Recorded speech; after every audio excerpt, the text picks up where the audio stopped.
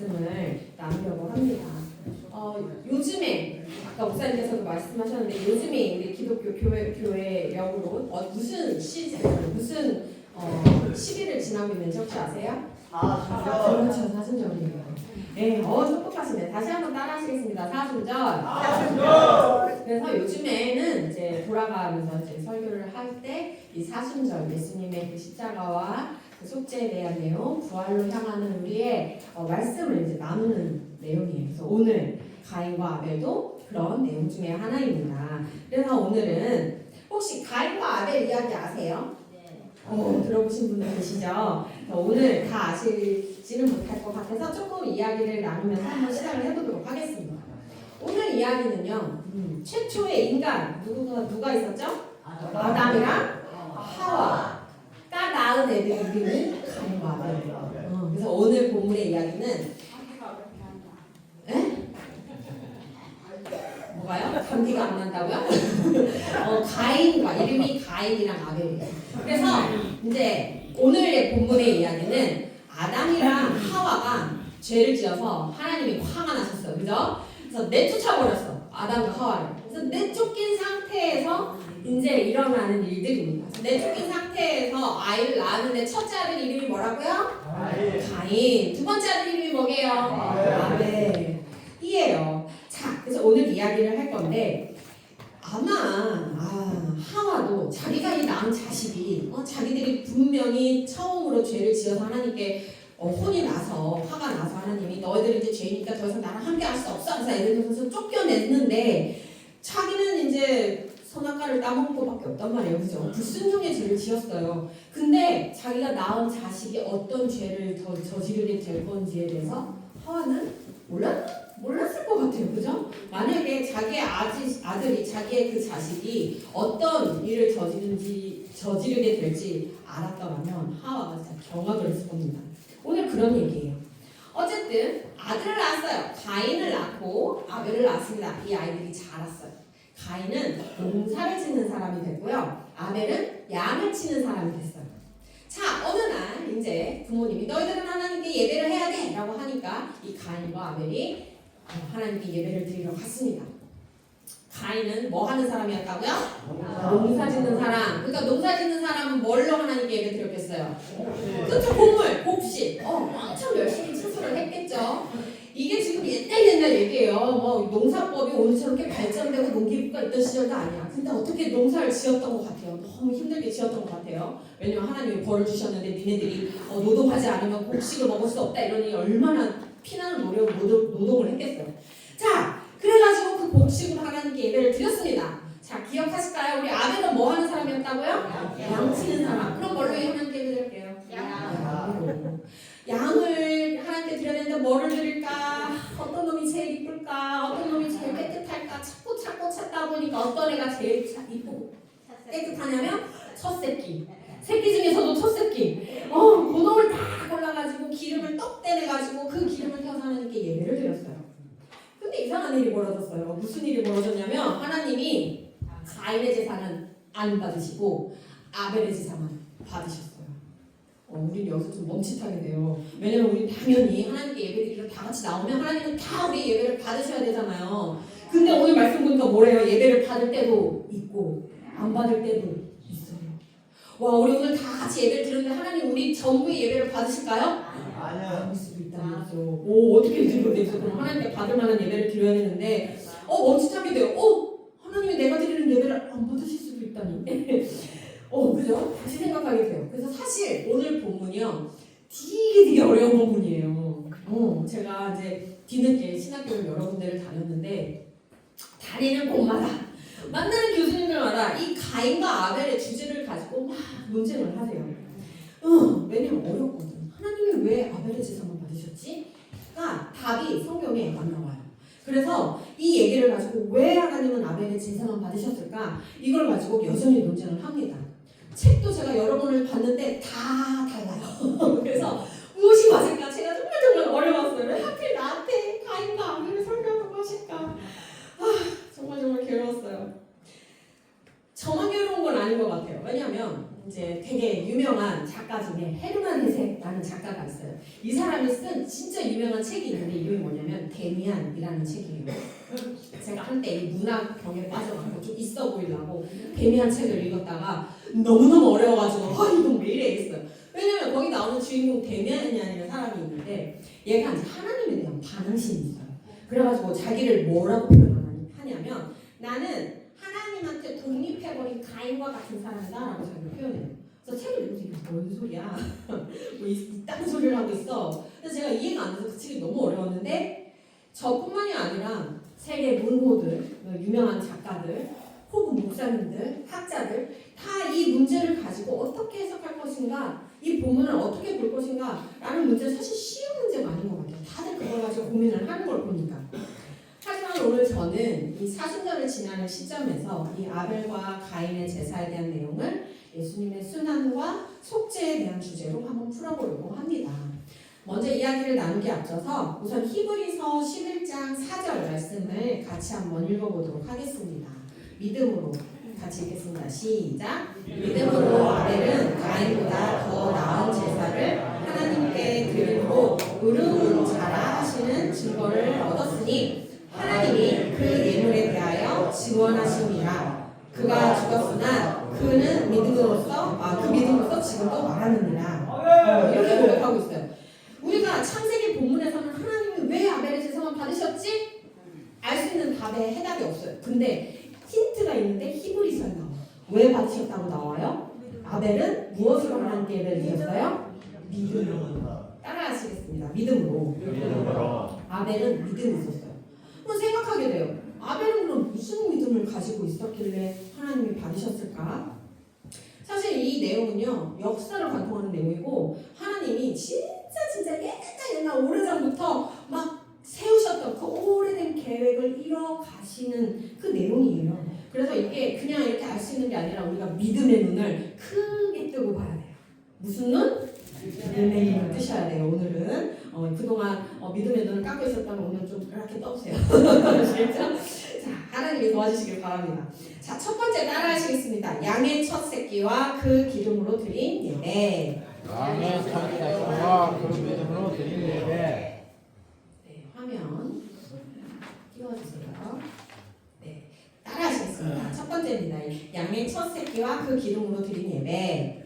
양의 첫 새끼와 그 기름으로 드린 예배. 네, 오늘 제가 간지를 해드렸는데 이 간지는 오늘 설교 말씀이랑 같이 가진 않아요. 왜냐하면 우리 강사님들이 예배를 참석하지 않으니까 제가 간지를 만들어드리면 어렵다고 하셔서 이거는 분만 공부용입니다. 이 말씀을 다 들으시면 아마 따라가실 수 있을 거예요. 그래도 같이 보셔도 상관은 없습니다. 어쨌든 첫 번째는 양의 첫 새끼와 그 기름으로 드린 예배입니다. 아벨이 드린 예배가 이거였어요. 가인은 자기가 열심히 농사지어서 수상 곡식으로 하나님께 예물을 드렸습니다.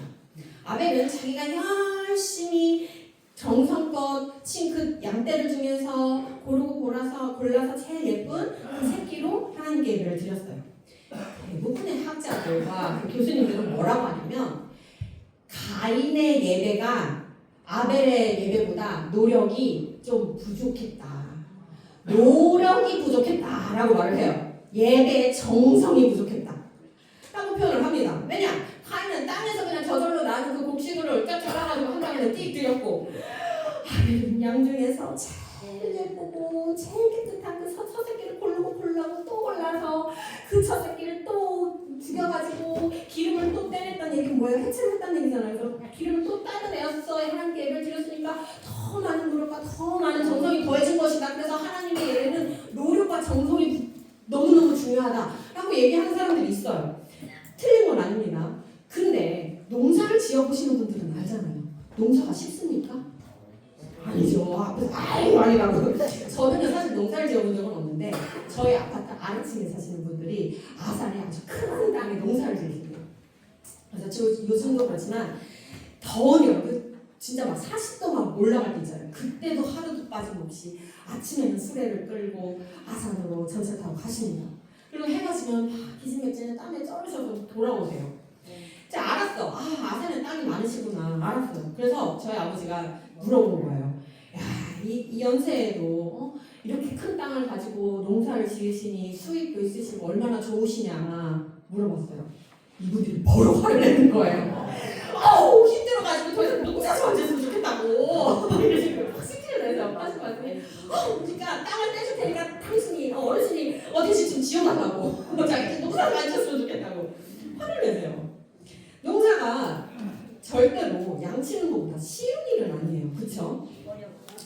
오히려 양치는 게 쉽다고 얘기할 수도 있는데 양도 무지무지하게 먹어요. 그 먹이려면 어지간히 힘듭니다. 근데 농사도 역시 쉽다는 건 아니에요. 제가 하려는 말이에요. 특히 그 과거에 농사 기술이 하나도 없는 그 시절에 짓는 그 곡식이 얼마나 귀했겠습니까? 신경도 참 부족했을 시절이 그래요. 그래서 제가 생각할 때는 가인도 아벨만큼 정성을 들였다는 거예요. 아벨도 자기 정성을 들였죠. 왜냐하면 양은 고르고 골라서 제일 깨끗한 걸 골랐다는 얘기는 그 깨끗한 것 중에서 깨끗한 걸 찾으니까 그게 첫 새끼였다. 그것도 되게 귀한 거예요. 왜냐면 저도 그게 알아요. 그건 조금 알아요. 왜냐면 저희 교회가 마당이 갈릴교회가 넓었잖아요. 그래서 양을 키웠단 말이에요. 근데 딱 요맘때 이 40달 지나서 부활절쯤에서 꼭 양이 새끼를 낳습니다. 막 태어난 새끼 보신 적 있으세요? 너무 이뻐요. 얼마나 이쁘냐면 당시에 저희 이제 동생이 이제 손주를 낳았어요. 조카를 낳았는데 아버지한테는 첫 손주예요. 첫 손주가 막 아장아장 걸음마 할 때쯤인데 얼마나 이쁘겠어요 손주가. 그죠? 근데 그때 하신 말씀이 전 아직도 기억나요. 태어난 새끼 양이 꼭 손주만큼 이쁘대요. 그렇게 이뻐요. 그래서 저희도 교회에서 일하면서도 그 양, 새끼 양 구경하려고. 왜냐면 얘가 금방 커버리니까. 구경하려고 맨날 가서 그렇게 양우리 앞에서 막 이렇게 있었어요. 너무 이뻐요. 얼굴도 막 인형같이 생기고. 그 이쁜 거를 아벨은 하나님께 드린 거예요. 그래서 제 기준에서는 가인이 그렇게 고생해서 추수하는 곡식을 드린 것과 그 예쁜 그 양을 드린 아벨의 그것들은 제가 볼 때는 하나님이 보실 때는 어떤지 모르겠지만 제 기준에서는 둘 다 너무 귀한 예물이에요. 근데 왜 하나님은 아벨의 제사를 받으셨을까요? 우리가 여기서 생각해 봐야 될 것은 과연 하나님이 원하셨던 예배는 무엇일까 생각해 봐야 돼요. 여러분들은 하나님께 어떤 예배를 드리세요? 하나님이 받으실 만한, 하나님이 기뻐하실 만한 예배를 드린다고 생각하세요? 아니면 종교적인 만족을 위해서, 아니면 그런 어떤 다른 부수적인 이득을 위해서 하나님께 예배를 드리시나요? 하나님께 기뻐하실 만한 예배를 드리는 것은 사실 한번 생각해봐야 돼요. 왜냐 예배 주체가 나냐 하나님이냐 이걸로 나오네요.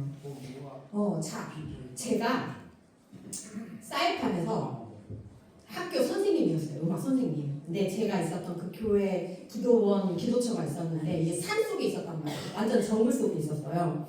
근데 제가 이제 거기서 지내는데 그 저희 교회처 주변에 원주민 되게 많았어요. 원주민 애기들. 네, 원주민 애기들이 많았는데 그 애기들이 이제 제가 이제 교회 일을 학교 일을 하니까 주말에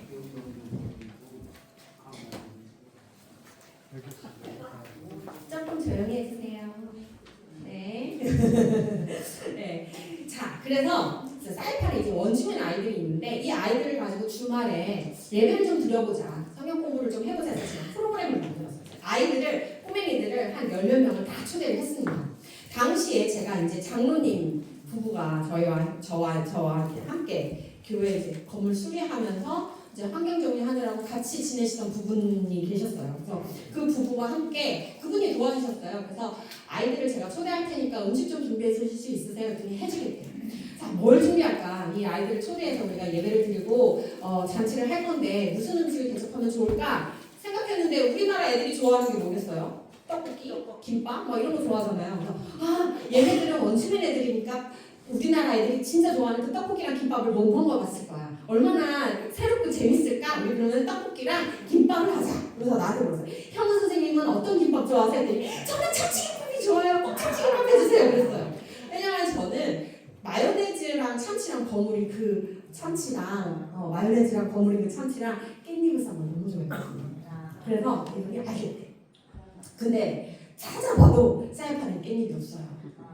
신기하죠? 그래서 어떡하지? 깻잎이 빠진 참치김밥은 있을 수 없는 거잖아요. 그래서 한국에서부터 비행기를 태워가지고 깻잎을 공수를 했습니다.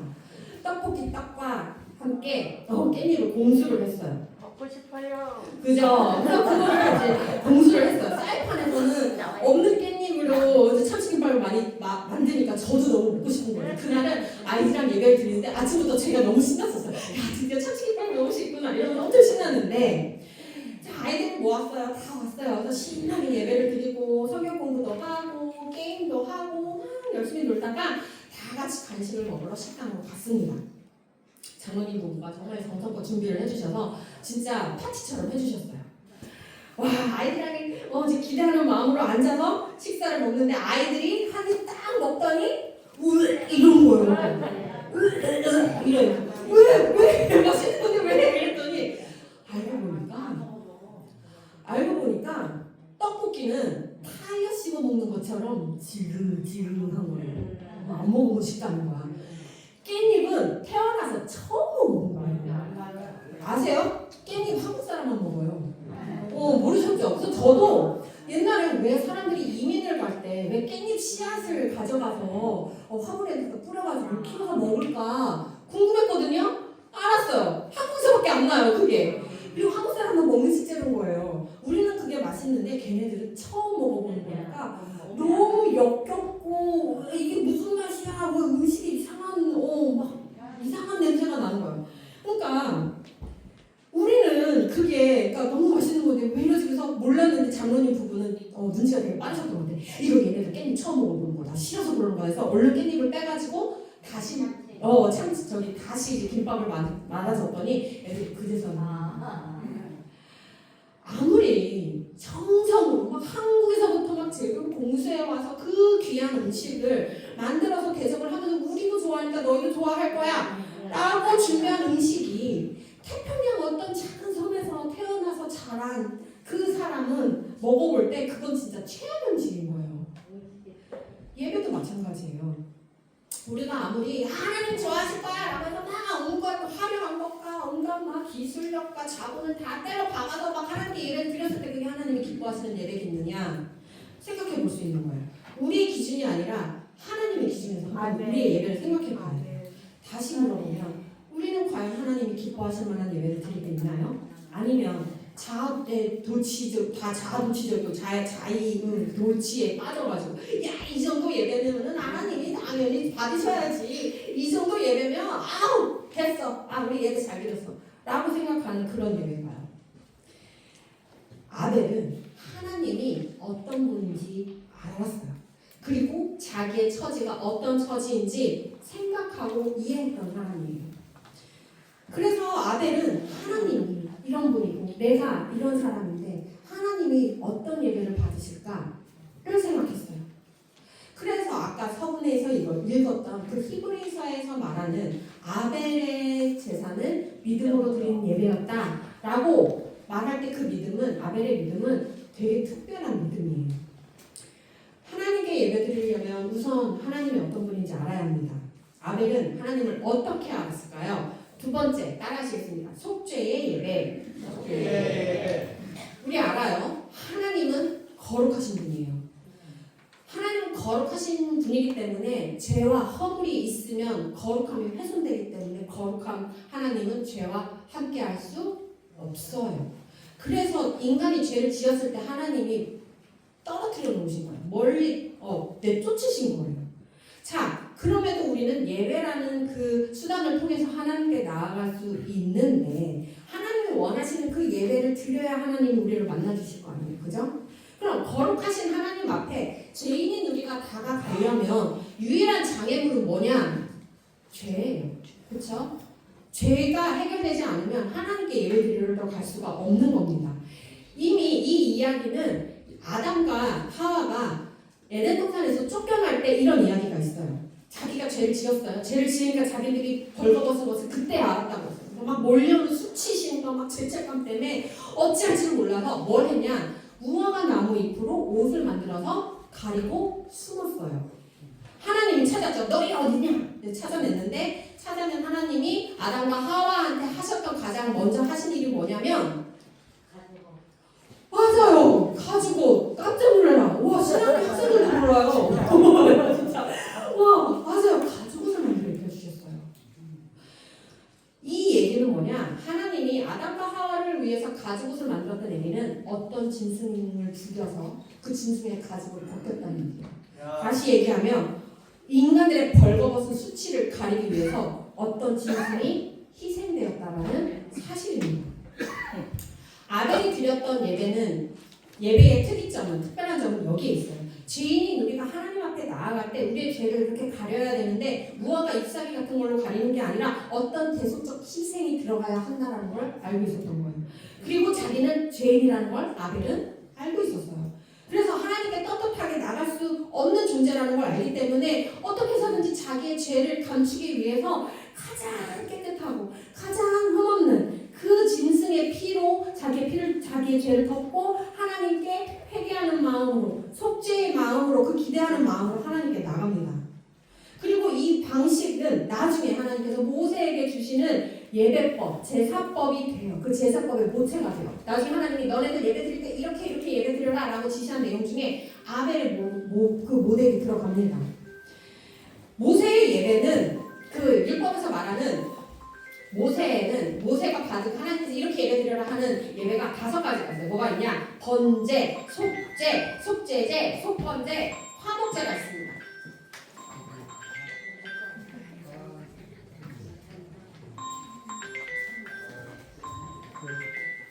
핸드폰 꺼주세요. 네, 5종류가 있어요. 자, 번제, 소제, 속죄제, 속번제, 화목제. 어려운데 이 중에서 사실 제일 좋은 게 뭐냐면 속죄제예요. 속죄제가 뭐냐면 우리의 죄를 용서하기 위해서 어떤 흠없는 송아지나 염소나 송아지를 양을 잡아서 자기의 죄를 안에서 청구해요. 내 죄가 이 흠없는 짐승에게 하나님 옮깁니다. 그래서 이 짐승은 나의 죄를 대신해서 죽이는 거예요. 그래서 그 죄를 해결해서 하나님께 예배를 드리는 게 속죄제인데 이게 하나님이 나중에 모세에게 주신 그 제사법이에요. 그러니까 아벨의 제사랑 되게 비슷하죠, 그죠?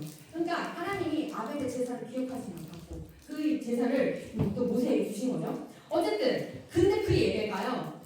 핵심은 뭐냐면 인간이 스스로 죄인이다 이 사실을 잊으면 안 되잖아. 그래서 매년 규칙적으로 그 방식으로 예배를 드렸어야 했어요.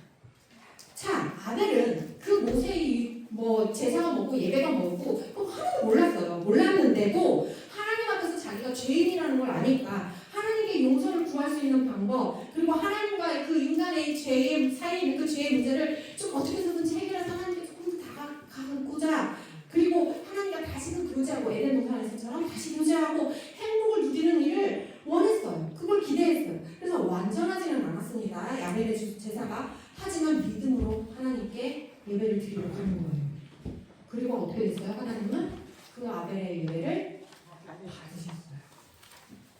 반면 가인은 아직 열심히 농사를 지었습니다. 청성권 농사를 지어서 하나님한테 나갔는데 어떤 예배를 드렸냐? 그냥 종교적이고 그냥 형식적인 예배를 드렸어요. 곡식으로 예배를 드리는 게 잘못된 건 아닙니다. 왜냐하면 제사법을 다루는 아까 얘기했던 그 모세의 그 제사 중에서 소제라는 게 있어요. 그게 뭐냐면 곡식으로 드리는 거예요. 그래서 곡식으로 드리는 예배도 맞습니다. 근데 하나님이 주셨던 이유는 가난한 사람들이 양이랑 염소랑 흠없는 걸 어떻게 사요? 못 사잖아. 근데 하나님 예배를 드려야 되니까 가난한 사람들을 위해서 속죄를 예배를 드릴 수 있도록 자선책으로 주신 게 곡식으로 드리는 예배예요. 그래서 기본적으로 본질적으로 우리는 짐승의 피를 흘려야 되는 게 맞습니다. 근데 모세의 그 율법이 주어지기 훨씬 이전에 아담과 가인은 그 차이를 모를 때예요. 사실 그죠? 알 수 있지는 못했을 것 같아요. 저는 다 알고 있지는 않았다고 생각을 합니다. 그런데도 가인이 아벨과 같은 종류의 그 믿음이 없는 예배를 드렸다라는 것은 오늘 본문을 보면 알 수가 있어요. 가인은 자기가 죄인이라는 생각을 전혀 안 하고 있는 것 같아요. 그리고 어떻게 생각하냐면 가인은 내가 드리는 예배 하나님 당연히 받으셔야지. 내가 어떻게 또 드리는 예배인데 그리고 하나님이 당연히 나에게 모든 복을 다 주셔야지 라고 생각하는 그 교만함이 가인 속에 있었어요. 가인은 그냥 부모님이야 너는 하나님께 예배 드려야 돼 라고 하니까 대충 구색을 맞춰서 하나님께 예배를 드렸어요. 마음에 하나님이 없는 예배예요. 그냥 내가 동생보다 좀 더 나은 경쟁심, 좀 더 동생보다 잘하려고 하는 그 경쟁심과 그리고 내가 우선시돼야 되는 그 교만함 그 가운데 딱 또아리를 틀고 있습니다. 물론 가인이 예배를 드리는 중에 그것이 드러나는지 안 드러나는지는 모르겠으나 결국 이 어두운 부분은 드러납니다. 세 번째 따라하시겠습니다. 죄의 결과. 죄의 결과. 그래서 오늘 사실 본문의 주인공은요 아벨이 아니라 가인이에요. 오늘 이제 나누는 이야기 중에 아벨의 제사는 나중에 예수님이 드리시게 되는 그 피의 제사, 속죄의 제사를 예표하는 되게 중요한 귀한 그림자와 같은 역할을 하지만 사실상 오늘 본문에서 하나님이 직접적으로 대화를 나누시는 그 주인공이 누구냐면 가인이에요. 왜 그러냐? 아담과 하와도요 자기들이 죄를 짓고서 이 죄가 앞으로 본격적으로 어떤 모습으로 나타날지를 잘 몰랐던 것 같아요. 상상을 했겠어요? 몰랐겠죠. 그래서 하와가 가인을 낳고 이름을 지은 게 가인이라는 뜻이 뭐냐면 내가 여호와로 말미암아 든든하다 거예요. 그래서 자랑하는 거예요. 아무리 이제 애를 낳는 태산의 고통은 있었겠지만 내가 아들을 낳았다 뿌듯하고 막 자랑하고 있는 거예요. 근데 그 아들이 앞으로 무슨 일을 하는지 보세요. 어떻게 되었느냐? 하나님이 아벨의 제사를 받으셨다라는 얘기를 듣고 가인이 화를 냅니다. 오늘 아까 읽었던 5절과 6절 말씀 한번 같이 읽어보겠습니다. 5절과 6절 가인과 시작. 가인과 그의 재물은 받지 아니하신지라 가인이 몹시 분하여 안색이 변하니 여호와께서 가인에게 이르시되 내가 분하여 하는 어찌되며 안색이 변함은 어찌되냐. 아멘. 가인이 안색이 변했어요. 그 얘기를 듣고 하나님이 자기 제사 안 받고 자기 동생 제사만 받은 거를 알고서는 안색이 변했다. 이게 뭐냐? 얼굴이 찌푸려져 화가 나는 거야. 얼굴이 앞으로 있어. 하나님이 봤어요. 가인은 예배 주인이 자기였겠죠. 그러니까 화를 막 벌거리는 거야. 하나님이 당연히 내 예배를 받아서 안 받아? 아니 당연히 내 예배를 받고 나한테 복을 줘야 되는데 뭐? 이렇게 된 거야. 본문에서 얘기하는 힌트는 그거예요. 죄의 본질은 나에게 있어요. 나만 생각하는 이기심. 그게 바로 죄 질성의 근본입니다. 제가 이제 읽었던 책 중에 팀 켈러라는 되게 유명한 목사님이 지은 내가 만든 신이라는 책이 있어요. 거기에 보면 뭐라고 그러냐면 나를 하나님으로부터 멀리하게 하는 우상들이 있어요. 그 목록이 있는데 뭐가 있냐면 내 인생의 목표 이것도 우상이고 사랑 이것도 우상이고 돈 당연히 우상이고 명예, 권력, 정치 이런 것들이 다 우상이다라고 표현을 해요. 근데 팀 켈러가 지적하는 점은 뭐냐면 이 우상들은 원래부터 있던 우상들이 아니라 내가 만드는 우상들이라고 표현을 해요. 내 인생의 목적, 내 주된 관심이 나한테 있을 때 만들어지는 것이 우상이다. 그래서 죄의 시작은 나한테 있어요. 내 시선이 나한테, 그러니까 하나님한테 향해야 되는데 내 시선이 하나님한테 향하지 않고 나한테 있고 땅의 것들, 썩어가는 것들에게 있으면 내 중심적인 세계관에 있으면 그게 죄의 씨앗이 되는 거예요. 우상이 되는 거예요. 그래서 그 죄의 씨앗이 자라서 무엇이 되느냐? 분노를 일으켜요. 감히 하나님 앞에서도 화를 냅니다. 그 모습을 보고 하나님이 신고를 하셨어요. 너 화내? 이러면서 화를 내셨어요. 6절에 뭐라고 나오냐면 네가 분해하면 어찌되며 너 얼굴이 왜 변해? 너 왜 얼굴이 왜 그러냐? 표정이 왜 그래? 이러고 하나님이 지적을 하시는데 충고를 하셨어요. 7절 한번 말씀 읽어보겠습니다. 네가 성을 행하면 7절 안 돼 있나요? 7절 말씀 한번 띄워주세요. 읽겠습니다. 내가 선을 행하면 시작. 내가 선을 행하면 어찌 낯을 들지 못하겠느냐. 선을 행하지 아니하면 죄가 물에 엎드려 있느니라. 죄가 너를 원하나 너는 죄를 받으리라. 뭐라고 하시냐면 말이 적혀있으면 하나님이 너 얼굴색 왜 변해? 너 네 죄가 네 바로 코앞에 와 있으니까 너 죄를 다스려. 하나님께서 직접 말씀하셨어요. 가인한테 너 죄를 다스려라. 선을 행해라. 악을 하지 말고 선을 행해라. 이렇게 말씀을 하셨어요. 가인이 들을게요, 안 들을게요? 그 말이 끝나기도 전에 무슨 짓을 하냐면 자기 동생 아벨을 죽입니다. 죽여버려요. 8절 한번 같이 읽겠습니다. 가인이 시작. 가인이 그의 아와 아벨에게 말하고 그들이 집에 있을 때 가인이 그의 아와 아벨을 죽여버립니다. 죄는 결국에 다른 생명의 파괴, 바로 살인, 사망을 불어일으켰습니다. 야고보서 1장 15절의 말씀처럼 욕심이 잉태한즉 죄를 낳고 죄가 장성해서 사망을 낳은 거예요. 자, 아벨을 죽였어요. 가인만 남았어요. 죄가 승리했습니다. 그 자리에 가인만 있어요. 그러면 이제 모든 복은 가인 걸까요? 아니에요. 인간의 역사도 좀 비슷해요. 그죠? 강자가 약자를 독점하고 때로는 악이 승리해서 악이 주인공인 것 같은 것이 인간의 역사입니다.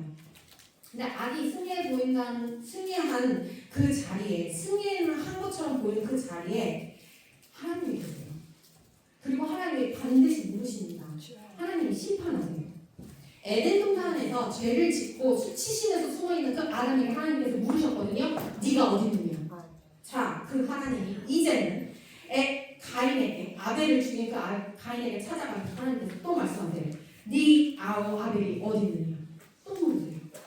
9절입니다. 같이 읽겠습니다. 여호와께서 시작. 여호와께서 가인에게 이르시되 내 아벨이 어디 있느냐. 그가 이르되 내가 알지 못하나이다. 내가 내 아벨을 죽인 자이니까. 자, 이제 가인은요 아벨을 죽인 것도 못하면서 어떻게 해요? 하나님 앞에서 거짓말해요. 자기가 죽여놓고 나 모르는데요. 이제 가슴으로 거짓말을 하나님 속이려고 들죠. 아담의 그 불순종의 죄의 씨앗은 이렇게 커져서 형제를 죽이고 살인하고 하니까 불순종하는 것뿐만이 아니라 하나님을 속이려 드는 거예요. 너무 끔찍하지 않나요?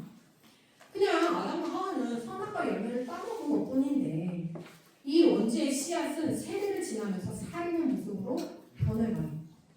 그리고 이것은 점점 더 자라서 노아의 시대 가면 뭐라고 했냐면 인간의 악이 세상에 가득했다. 아주 그냥 꽉 찼다라고 표현을 해요. 죄의 전염성 엄청납니다. 결국에 가인 하나님한테 또 쫓겨나요. 아담과 하와가 쫓겨났듯이 이번에 가인을 또 쫓겨납니다. 같은 자식이고 같은 형제인데 하나는 하나님이 기뻐하시는 예를 드리고 하나는 영원히 하나님과 멀어지는 죄와 어둠의 길로 가게 됩니다. 근데 오늘 본문에서 또 되게 특이한 부분이 등장을 해요. 자, 가인 입장에서는 하나님이 나를 버리신 걸 알게 되면 사람들이 나를 죽이려 들 것입니다. 하나님 나 좀 어떻게 좀 보호해 주세요라고 하나님이 그 가인을 지키기 위해서 표를 주셨어요. 그래서 가인이 그 표를 가지고 사람들이 자기를 죽이지 못하도록 그 보호책이 있었단 말이에요.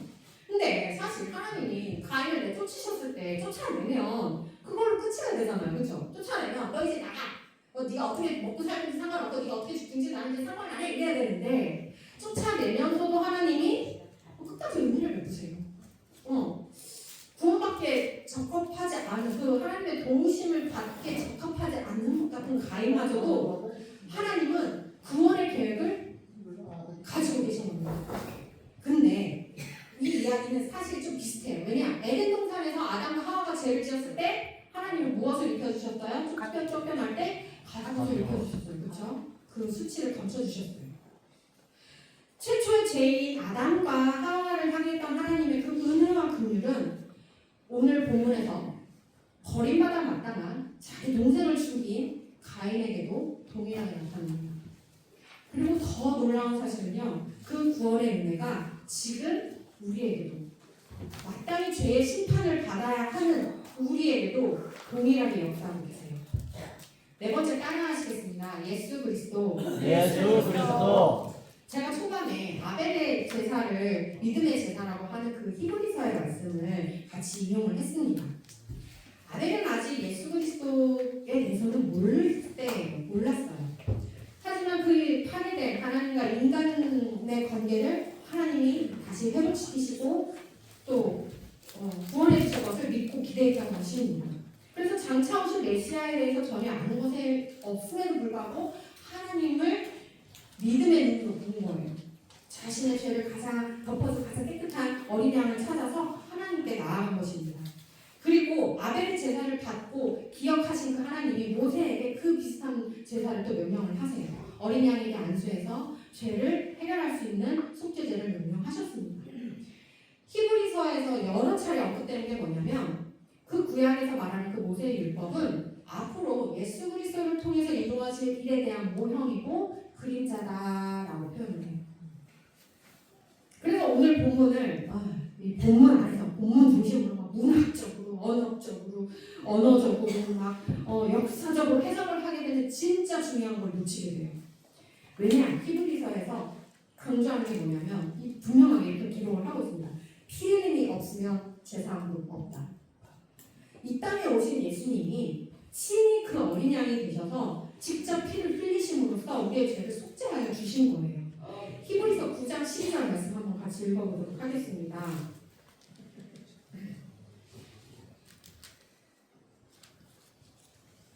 염소와 송아지로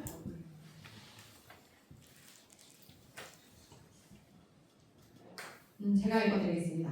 염소와 송아지의 피로 하지 아니하고 오직 자기의 피로 영원한 속죄를 이루사 단번에 성소에 들어가셨느니라.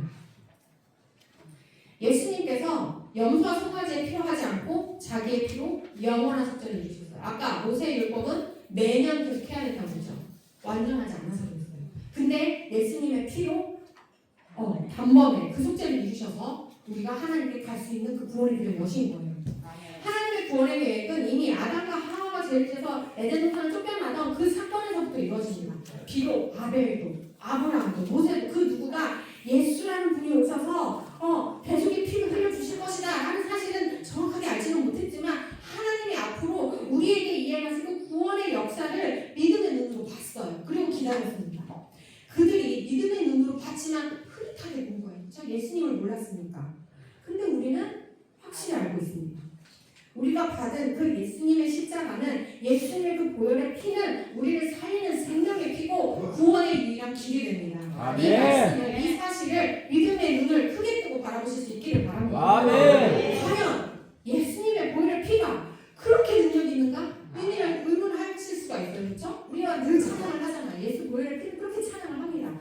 보혈 찬양을 늘 내신에서 불러요. 근데 왜 자꾸 피를 찬양하지? 피가 그렇게 대단해? 그냥 피잖아.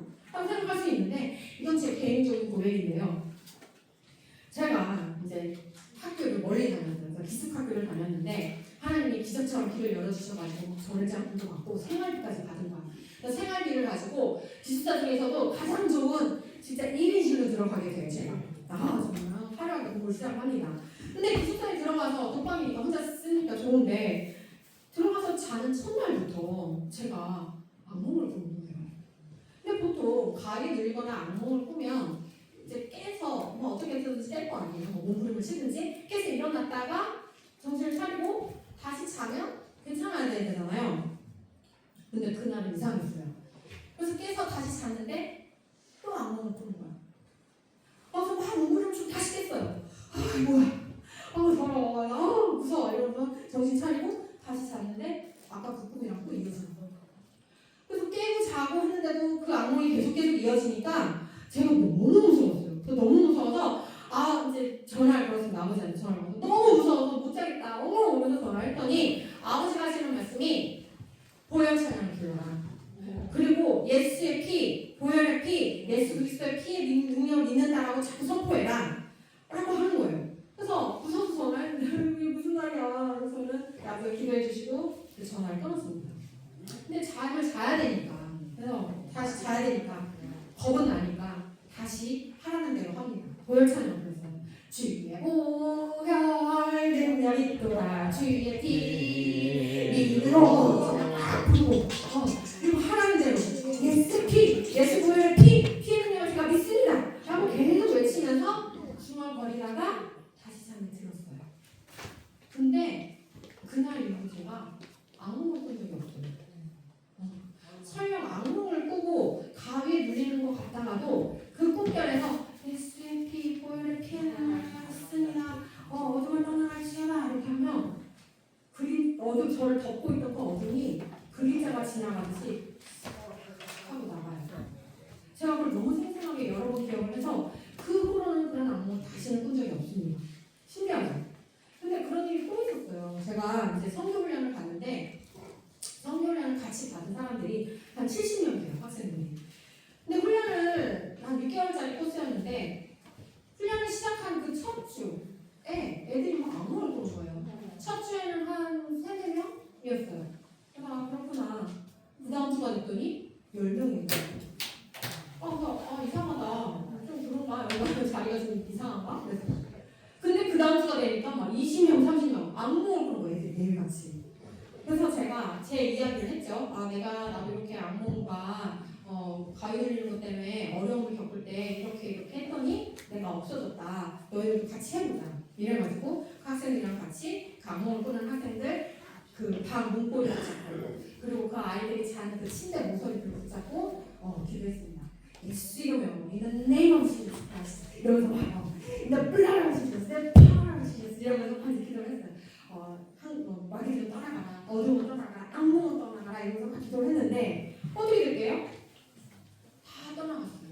아멘. 신기하지 않아요? 예수 이름에도 능력이 있다는 것을 믿으시길 바랍니다. 아멘. 예수 보혈 피 이 말에 마귀가 꼼짝도 못해요. 어둠도 결박하는 권세가 있는 줄 믿습니다. 이 보혈의 능력이 우리를 죄와 사망의 길에서 구원하신 줄 믿으시길 바랍니다. 여러분들의 아픈 곳, 삶의 어려움 마디마디 붙잡고 예수 이름을 한번 선포해 보시길 바랍니다. 한번 보혈 찬양 한번 부르고 우리 한번 선포를 하는 시간을 갖도록 하겠습니다. 죄의 사자를 1절 한번 불러보겠습니다.